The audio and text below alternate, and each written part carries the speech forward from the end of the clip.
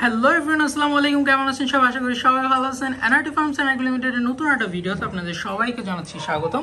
অনেকদিন আমার মাছগুলোর কোনো আপডেট আপনাদের সাথে শেয়ার করে না, তো আজকে চেষ্টা করবো যে আপনাদেরকে আমার ওভারঅল এই ফিশ রুমের যে মাছগুলো আছে ওগুলোর আপডেট আপনাদের সাথে শেয়ার করার জন্য। এখানে কিছু গুড নিউজ আছে, কিছু ব্যাড নিউজ আছে। আশা করি এই ভিডিওটা সম্পূর্ণ দেখলে আপনারা অবশ্যই এই জিনিসগুলো জানতে পারবেন। তার আগে যে জিনিসটা আমি আপনাদেরকে দেখাইতে চাচ্ছি সেটা হচ্ছে, দেখেন আমি মাছকে কি খাওয়াচ্ছি। এইগুলো হচ্ছে কিউকাম্বার বা শসা। এই শসা খাওয়ানোর জন্য কিন্তু আপনাদেরকে অবশ্যই আগে শসাটাকে ভালোভাবে সিদ্ধ করে নিতে হবে, তাহলে হচ্ছে মাছের জন্য খাইতে সুবিধা হয়। আমি আমার সবগুলা গাপ্পি ট্যাঙ্কে দিয়ে রাখছি, কারণ গাপ্পির পাশাপাশি কিন্তু আমাদের এখানে শ্রিম্প আছে। শ্রিম্পও কিন্তু এই শসাটা অনেক পছন্দ করে। একটু আগে দিছি, মাঝখানে ভিডিও করতে পারিনি, যার জন্য এখন হয়তো বা কিছু মাছ খাওয়া দাওয়া করতেছে, সবাই খাচ্ছে না। যেমন আমি যদি নিচে আসি, দেখেন এখানেও খাওয়া দাওয়া করতেছে। দেন এই জায়গায় আমাদের বেশিরভাগ শ্রিম্পগুলো আছে। দেখেন এই শসাটা কিন্তু শ্রিম্পের খুবই পছন্দ। আর যেহেতু এখন গরমকাল, সো আপনারা চাইলে কিন্তু এই শসাগুলো আপনাদের মাছকে দিতে পারেন দিনে এক বেলা, এবং চেষ্টা করবেন একদিনের মধ্যে যতটুকু খাইতে পারে বাকিটা উঠে ফেলে দেওয়ার জন্য, তাহলে কিন্তু পানির কন্ডিশনটাও ভালো থাকবে। আর আমি যদি একটু এই পাশটাতে আসি, তাহলে আপনারা দেখতে পারবেন আমাদের বেডটার বাচ্চাগুলোকে। এগুলো কিন্তু মাশাআল্লাহ অনেক ভালো সাইজের হয়ে গেছে, এবং বেশিরভাগ বেডটাই দেখলাম আমি ওদের বাবার যে কালারটা ছিল ওই কালার প্যাটার্নটা চলে আসবে। আর আপনারা যারা আমাদের শর্টসগুলো দেখছেন তারা জানেন যে আমাদের লরির কিন্তু বাচ্চা ফুটাই স্টার্ট করছে। একটা বাচ্চা ফুটছে, আরেকটা মেবি কালকে ফুটবে। আর এই সাইডে আমাদের মিকো আছে, ও যখনই আমাকে দেখবে খাঁচার সামনে এসে নাচানাচি শুরু করবে। ওর কাজই হচ্ছে এইগুলো। ওর কিন্তু আমরা একদম ছোট থেকে পালছি, ওর বয়স 1 বছরের উপরে হবে আমাদের এখানে আছে। সো হচ্ছে আমাদের টেম করা। আর এই সাইডটাতে আমাদের কই টক্সিডোগুলো আছে।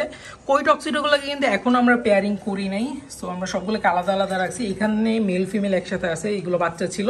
সো কয়েকদিন পরে এগুলোকে আলাদা করে দেবো। আর যেগুলো হেডের মধ্যে কালার আসে না ওগুলোকে আমরা মিক্সের সাথে অ্যাড করে দিব। যেগুলো কালার আসছে ওগুলোকে আমরা আলাদাভাবে পেয়ার আপ করবো। আমাদের কাছে ফিমেল কম ছিল, এখন আমাদের কাছে 2টা ফিমেল আছে, 6টা মেল আছে। আর এখানে দেখা যায় কটা ফিমেল হয়।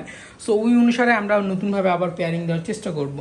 আর এই সাইডটাতে আমাদের ফ্লাওয়ার হাউন্ড আছে। দেখেন ও কিন্তু মাশাআল্লাহ অনেক ভালো গ্রো করতেছে। মাঝখানে ওকে আমরা ভালোভাবে খাবার দিতে পারি নাই, জাস্ট প্যালেট ফুডটা দিছি, কারণ আমাদের যে সুপার ওয়ার্মগুলো ছিল ওইগুলো শেষ হয়ে গেছে। সো নতুনভাবে আবার সুপার ওয়ার্ম কালচার করতে হবে, কারণ বারান্দায় আমাদের জুইটা ছিল, বারান্দায় বৃষ্টির পানি পড়ার কারণে আমাদের যে কালচারটা ছিল পুরো কালচারটাই নষ্ট হয়ে গেছে। আমাদের পোলার প্যারটগুলোকে যদি একটু দেখাই, মাশাআল্লাহ দেখেন বিগ সাইজের হয়ে গেছে। এখন 4টা মোটামুটি বড় সাইজের হয়েছে, 4টা ছোট সাইজের হয়েছে। যেগুলো ছোট আছে ওগুলোকে সরাইতে হবে, তাহলে বড়গুলো ভালোভাবে এখানে গ্রো করতে পারবে। কারণ এই ট্যাঙ্কের তুলনায় তাদের কোয়ান্টিটিটা বেশি হয়ে গেছে। আর পেয়ার পেয়ার দিলে কিন্তু আশা করি আমরা পোলার প্যারটের ব্রিডিং করাইতে পারবো কয়েকদিনের মধ্যেই। সবচেয়ে বেশি ডিজাস্টার হয়েছে হচ্ছে আমাদের আরটিপি যে ট্যাঙ্কটা ছিল, জাস্ট একটা সিঙ্গেল ফিমেল এখানে বেঁচে আছে, তাও ওইটার কন্ডিশন ভালো না। আমি বলি কেন, আমাদের ওয়েটার কন্ডিশন ভালো ছিল, সব কিছুই ভালো ছিল, বাট এই মাছগুলো আমরা যখন আনছি আরটিপিগুলো, তখন থেকে শুরু করে এই পর্যন্ত আমি তাদেরকে ঠিক করতেই পারলাম না। যতবারে আমি ঠিক করি আবার কয়েকদিন পরে দেখি আবার একইভাবে অসুস্থ হয়েছে, মারা যাচ্ছে। সো আমি চিন্তা করছি আর কোনো ট্যাঙ্কে শিফট করবো না, কিছু করবো না, একসাথে সবগুলোকে এখানে রাখা দিয়েছিলাম। সবগুলো মারা গেছে, একটা আছে দেখেন, একটাও ভালোভাবে সুইমিং করতেছে না, মনে হয় না ও সার্ভাইভ করতে পারবে। ও যদি মারা যায় তাহলে আমি এই ট্যাঙ্কটাকে পুরাটাকে একদম ক্লিন করে ফেলবো, একদম সব কিছু চেঞ্জ করে ফেলবো। এই ট্যাঙ্কে আমি কিচ্ছু রাখবো না, নতুন করে ট্যাঙ্কটাকে ভালোভাবে শুকায় দেন মেডিসিন ইউজ করে দেন নতুনভাবে আবার এই ট্যাঙ্কটা রেডি করে দেন, দেখা যাক কি মাছ এখানে আমরা রাখতে পারি। সবচেয়ে ভালো লাগে আমার এই ট্যাঙ্কটাতে আসলে যখন আমি আমাদের রেড জাবার এই বাচ্চাটাকে দেখি। দেখেন মেলটা মাশাআল্লাহ কোয়ালিটির দিক থেকে অস্থির হয়েছে, কালারেশন বলেন, পাখা বলেন, কান বলেন, সবকিছু কিন্তু বেস্ট। সো ও এখন এই বড়টার সাথে পেয়ার নিছে, দেখা যাক আমরা কি টাইপের বাচ্চা ওদের থেকে পাই। আর এই সাইডে আমাদের ব্লু গ্যালাক্সিগুলোর সবগুলো বাচ্চা আছে, বড়গুলো একটাও নাই। কি হয়েছে আমি আপনাদেরকে বলি, প্রচন্ড গরমের কারণে মাছগুলো মারা গেছে। কেন? এটার 2টা কারণ হইতে পারে। এক হচ্ছে গরমের জন্য গাছ মেল্ট করতেছিল, আমি লাইট দিতে পারছিলাম না, কারণ লাইট দিলে দেখা যায় আরো বেশি টেম্পারেচার হয়ে যায়।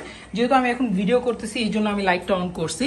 সো গাছগুলো যখন মেল্ট করতেছিল আমার কাছে মনে হচ্ছে গাছগুলো মেল্ট করার কারণে পানিতে সমস্যা হয়েছে, যার কারণে আমাদের যেই বড় মাছগুলো ছিল ওগুলো ড্রপস হয়ে গেছে। এখন হইতে পারে এটা পানির জন্য, হইতে পারে তাদের এজ হয়ে গেছে এই জন্য, কারণ তারা কিন্তু অনেকবার ব্রিড করছে। আমাদের কাছে অনেকগুলো ব্লু গ্যালাক্সির বাচ্চা আছে স্টকে।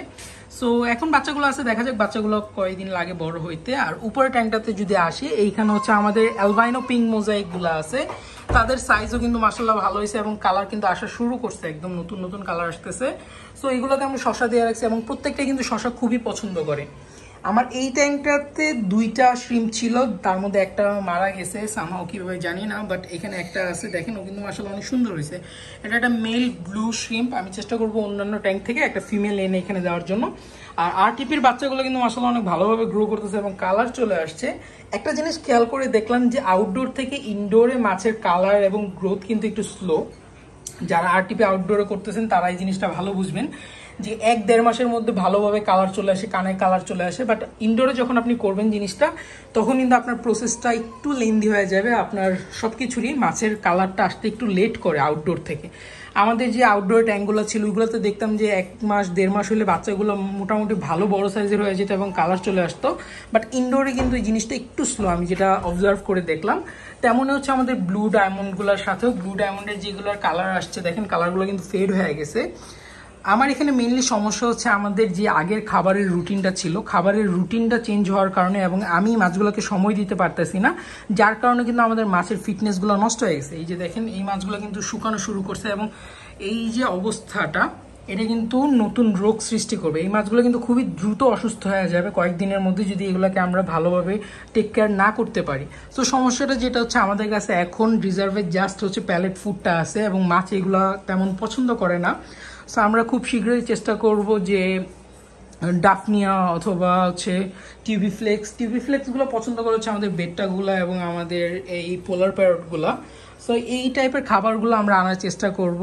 ডিক্যাপসুলেটেড ব্রাইন শ্রিম্প বলেন, হ্যাচেবল ব্রাইন শ্রিম্প বলেন, এইগুলো যখন আমি রেগুলার মাছকে আবার খাওয়ানো শুরু করব, তখন কিন্তু মাছের কোয়ালিটি ভালো হবে এবং মাছগুলো তাড়াতাড়ি গ্রো করবে।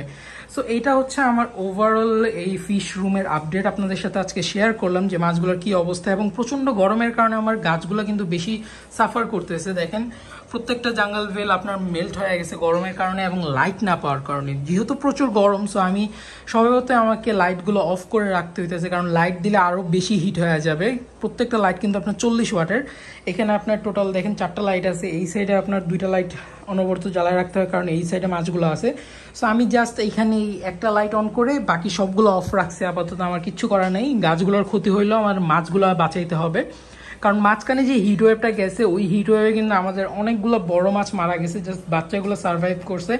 এবং বাচ্চা যেহেতু আমি কাউন্টিং করতেছি না, সো বাচ্চা যখনই মারা যায়, আমার স্নেল যেহেতু অ্যাকুরিয়ামে আছে, স্নেল কিন্তু বাচ্চাগুলোকে খেয়ে ফেলে। সো আমি যদি একদিন ভালোভাবে খেয়াল না করি, পরের দিন আসে কিন্তু আমি বুঝবো না যে আমার মাছ মারা গেছে। কারণ অন্যান্য টাইমে দেখা যায় কি আপনার মাছ মারা গেলে অ্যাকুরিয়ামের মধ্যে থাকে, বাট আমার যেহেতু স্নেল আছে, সো মাছ মারা গেলে স্নেলগুলো এই মাছটাকে খাওয়া শুরু করে দেয় এবং 1-2 ঘন্টার মধ্যে তারা দেখলাম যে একদম খেয়ে একদম ফিনিশ করে ফেলে, যেহেতু বাচ্চার ছোট সাইজের। সো এই জন্য হচ্ছে কাউন্টিং করে রাখা যায় না জিনিসগুলো সচরাচর। আর আমি একটু ব্যস্ত আছি এবং ইনশাল্লাহ চেষ্টা করবো আপনাদেরকে সব কিছু ক্লিয়ার করে বলার জন্য যে কী কারণে ব্যস্ত ছিলাম, কী কারণে আমার এইগুলো হয়েছে।